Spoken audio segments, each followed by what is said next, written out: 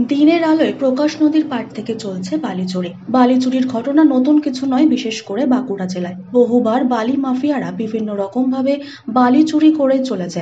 আরও একটি ঘটনা ঘটল গতকাল ইন্দাস ব্লকের কোরসুন্ডা এলাকার নদীর পাড় থেকে বেআইনি ভাবে গাড়ি গাড়ি বালি তুলে নিয়ে যাওয়া হচ্ছে ইন্দাস থেকে কতুলপুর ব্লকে।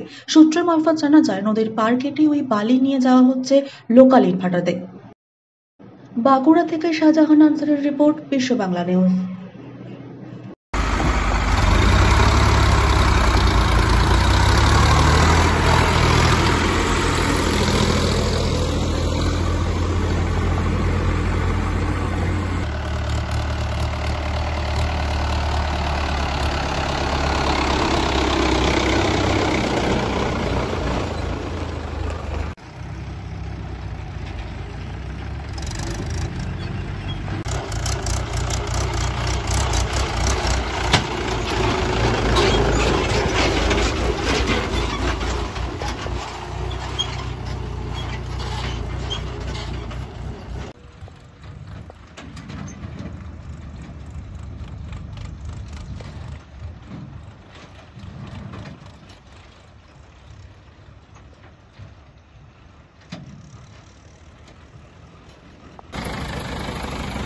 চলে যাচ্ছ কেন?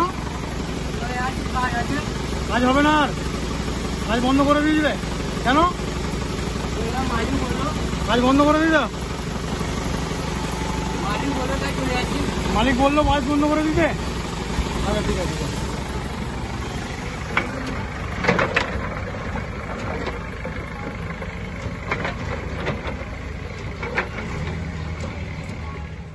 আমি শুনলাম আপনার মুখ থেকে, বিষয়টা নিয়ে খোঁজ খবর হচ্ছে, ল্যান্ড ডিপার্টমেন্টকে আমি জানাচ্ছি, তাদেরকেও সেখানে ইনকোয়ারি করার জন্য পাঠাচ্ছি। আমি সঙ্গে পুলিশকেও বলছি, যদি কোনো এরকম কোনো অভিযোগ যদি সত্যতা হয়, তার বিরুদ্ধে প্রশাসন ব্যবস্থা নেবে। এটুকু আমি আশ্বাস করতে পারি।